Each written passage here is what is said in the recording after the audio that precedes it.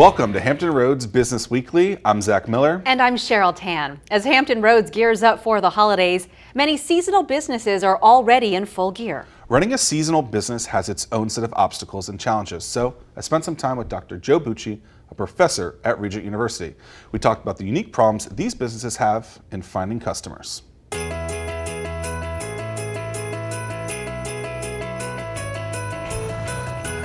So in business, you want to make sure that you can find customers when you need to. What's the process, if I own a seasonal business, to make sure that I'm going after people at the right time instead of maybe wasting money on finding customers at the wrong time? We're talking seasonal business. There's a broad array of different types of seasonal business. If we're talking about customer acquisition of any kind, whether it's a stationary facility or whether it's someone where we go to the customer, then again, that's where we have, I would suggest, a broad view. We're not just looking at one particular season, but we're looking at year-round. We're trying to build a brand. You certainly don't want to disappear. Busch Gardens would be wrong if they didn't advertise all year long, but certainly heavier in that particular season of time when then that's when we're open, that's when those things are happening. But first, having a year-round mindset, I think, is important. And then certainly the demographic. What are the best customers for our particular business? Who are those people? Whether you're buying that information, whether you're researching it yourself. That's certainly one of the things we work with our students a lot on, trying to get them to understand who their customer is. They think, oh, I'm just going to go on the internet and everybody's going to come to me. Well, that's not exactly the way it works. Well, and you can incentivize on off times too, right? So I can buy a Busch Gardens season pass at a discounted rate in January or something like that. Or if I want to, how would I retain someone after that as well? Right, so we know that the cost of getting a customer is higher than the cost of keeping a customer. Yep. So anybody who comes in the door or anybody who makes a connection with us, we want to keep them. Those are gold to us. Yep. We want to convert them.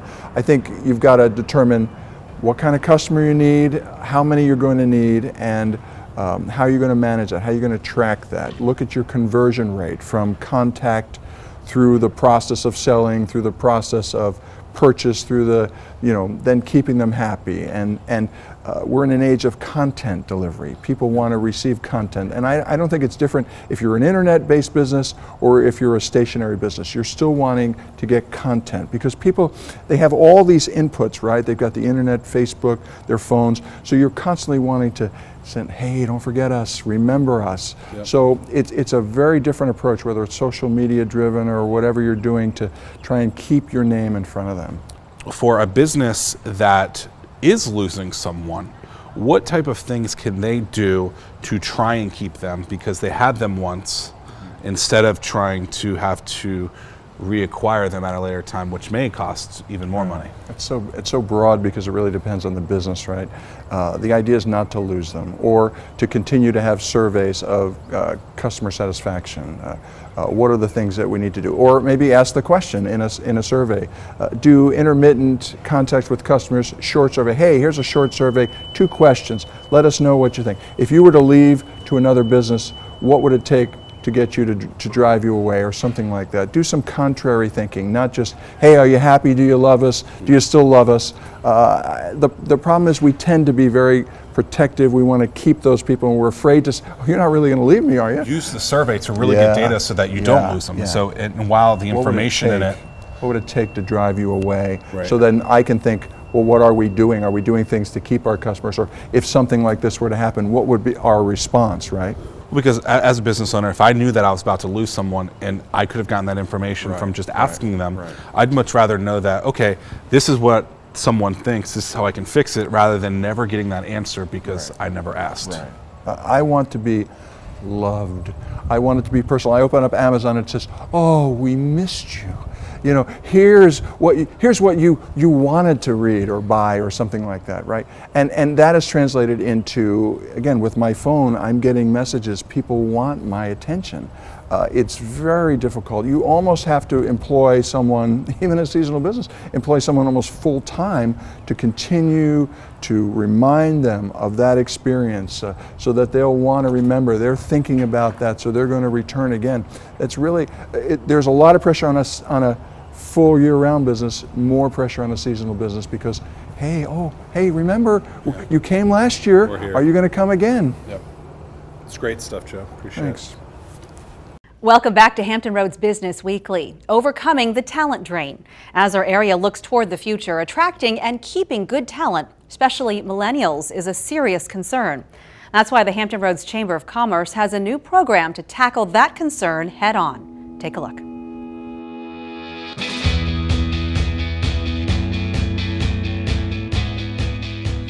We're definitely starting to see a movement of people trying to keep talent in our community, stop the brain drain, if you will. And I know the Chamber has a new initiative, and you're doing really well with it. Yeah, one of the things we realized last year that one of the major challenges of the business community here is to finding talent.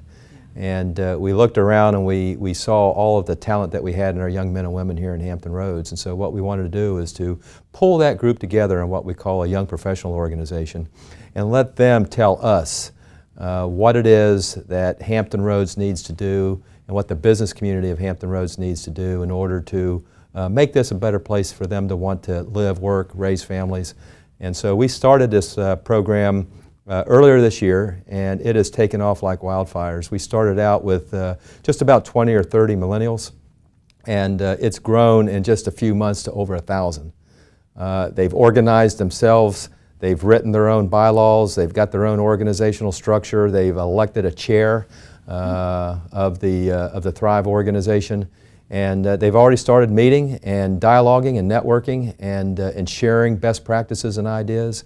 And I think the program is only going to grow, and you're going to hear a lot about our millennials here in Hampton Roads because they are the future leaders of Hampton Roads. Well, clearly there's a need if it's grown so quickly. What are some of the things that they do? You talked about networking and best practices, but I know it's led to other things as well. Oh yeah, they're providing a lot of input to the Chamber for its business education series, for instance. What is it that you as young businessmen and women want to see as far as education classes that the Chamber can provide for you? So they've completely restructured that for us, and it's really resonating. I mean, it's having a huge impact on the classes that we teach, the programs that we provide, and I'm really excited about it. You know, the talent of these young men and women is just incredible. I tell people all the time, I'm certainly glad that I'm not 25 anymore because I couldn't compete with them.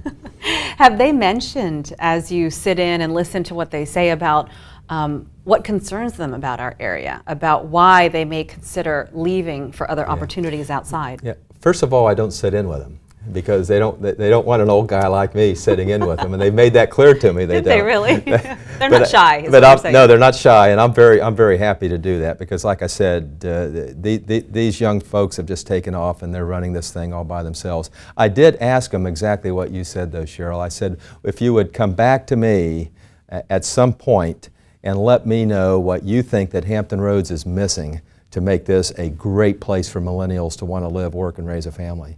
I mean, what is that it factor that we need to develop here? And I know that the municipalities are very interested in it too. When you look at what's going on in downtown Norfolk, when you look at what's going on in Virginia Beach, there's a concerted effort to make this an attractive place for millennials to want to stay. And the Chamber wants to be part of that process.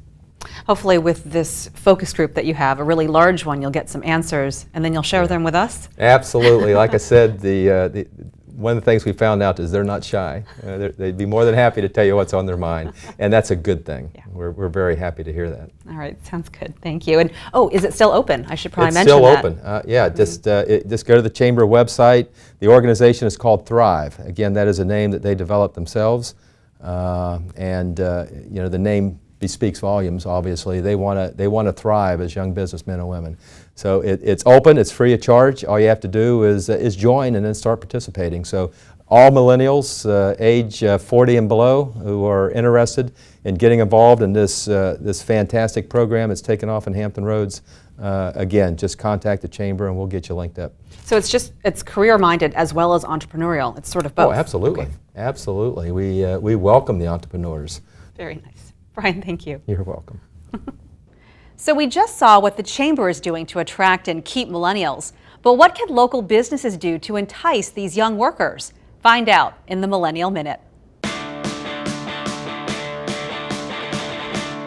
I'm Renee. And I'm Mike. And today we're going to be talking about attracting and retaining millennials in the workforce. And Renee and I figured what better way to do that than to share our own stories when we were looking for jobs right out of college. So I know for Renee and I, we talked about it. We did a lot of applications online, but we also looked at a lot of social networks. This gave us more of a behind the scenes idea of what the company looked like, what the corporate culture looked like, and what the office looked like. A question I asked during my interview was, what's the office culture like? Do people actually like each other? Do they go and hang out after work? Are they meeting up during the weekends? So those were certain things that I asked during my interview, and it turns out that exactly what they told me was so true, because Mikey and I have happy hours all the time. Another big thing for me was training programs. So that's a big thing that we found as far as research for millennials, but we also felt in our personal experience was key when we were looking for a place of work. So those are a few tips on how to attract millennials and retain them within the workforce. So this has been your Millennial Minute.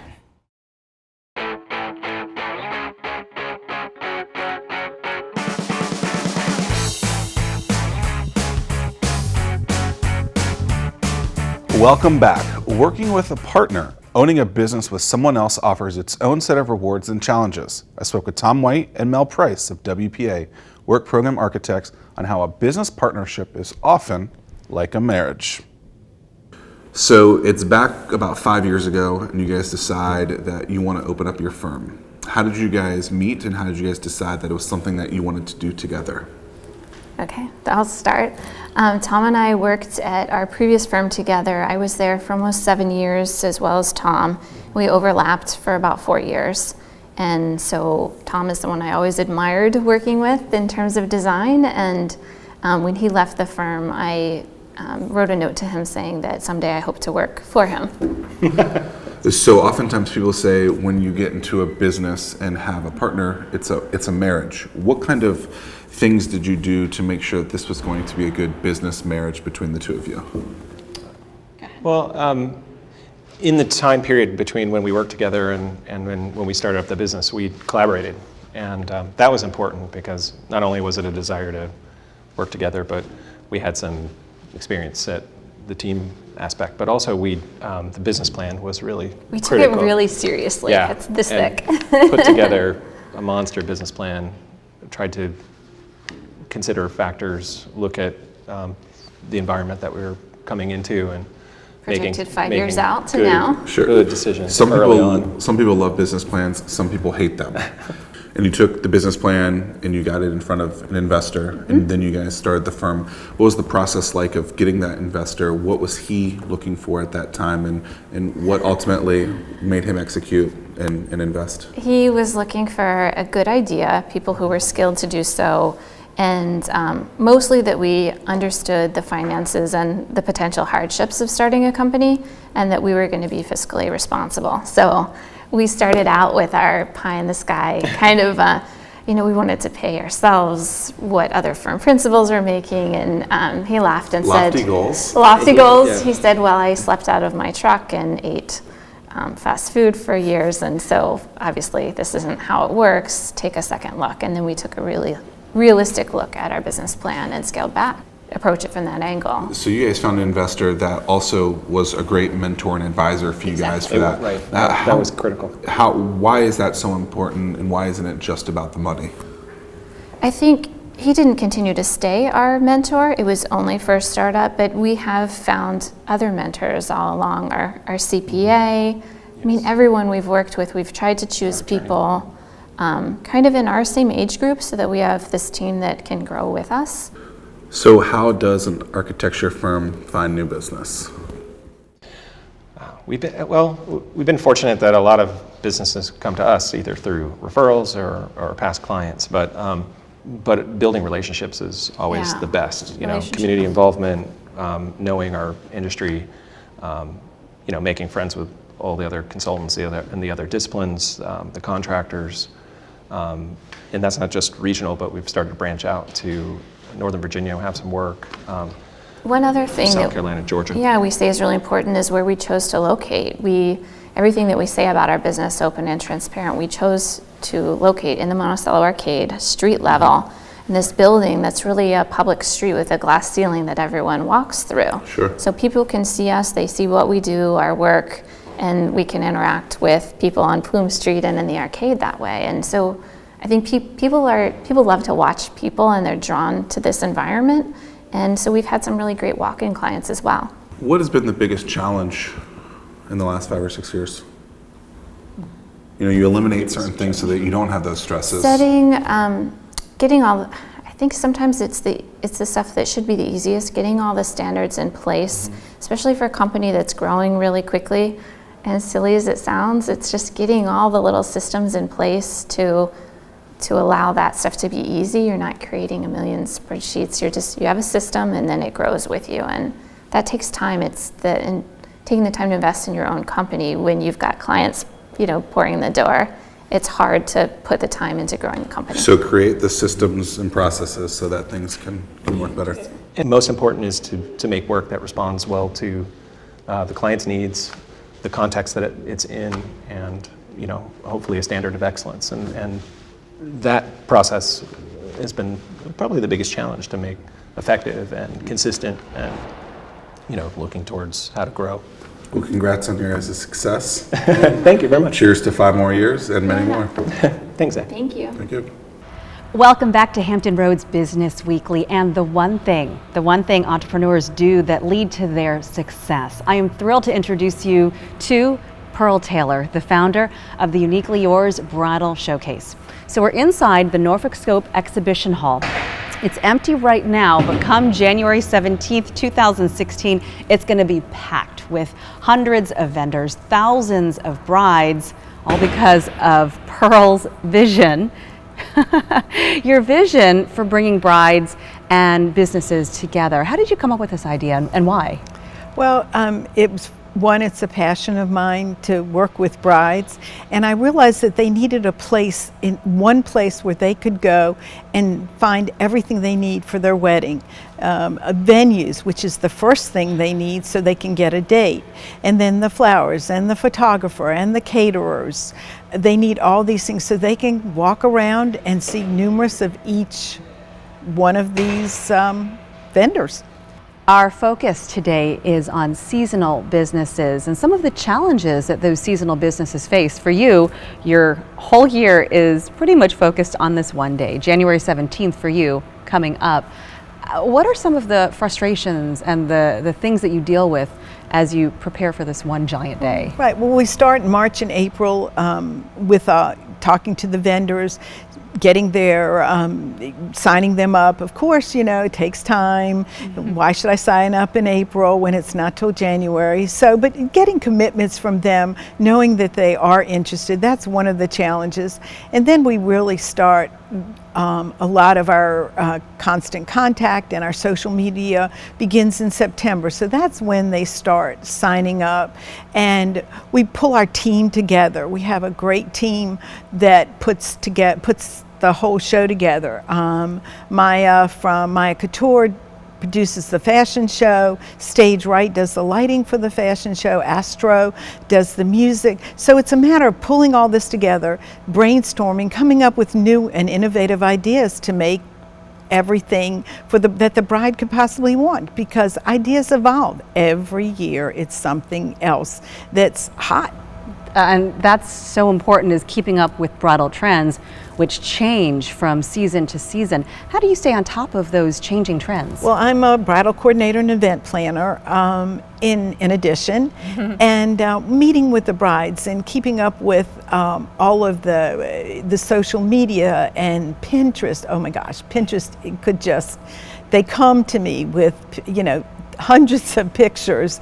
So, but at least I have a tap on what they want, what's going on in their heads. So that helps me to bring together what I want, the right mix of vendors in my show. Going back to some of the challenges, it seems to me that when you're in the middle of wedding season, which is probably spring, summer, and you personally are working toward filling the show for next year, how do you ramp up excitement for your event, which is so many months away? Well, I think one of the things is we do have a really good reputation. People want to be in my show. I had one vendor last year tell me after it was over, I like to chat with the vendors to see how they did and did they have any suggestions, because I'm always looking, you can always make something better. And he said he booked enough to pay his mortgage for a year. So that made me feel really good because they trust me, and then in fact I can deliver what they need to make them successful. The title of this segment is the one thing that entrepreneurs do that lead to their success. What do you think is your one thing? I've been focused on bringing the brides together and couples together so that they can have everything they've ever dreamed of. It's all in one place, and we're here to help them. There's many avenues of assistance that they can get while they're here at the show to help them decide what they really want. And then they make appointments with our vendors, visit with them, and really zero into what they're going to have for their special day. It turns into a win-win for everybody. No question. Pearl, thank you. It's been my pleasure. That's all for this week's Hampton Roads Business Weekly. You can find the show on Facebook and Twitter at HR Business Weekly or at hrbusinessweekly.com. For Hampton Roads Business Weekly, I'm Zach Miller. And I'm Cheryl Tan. See you next week. Hampton Roads Business Weekly, sponsored by Regent University and produced by ABC 13.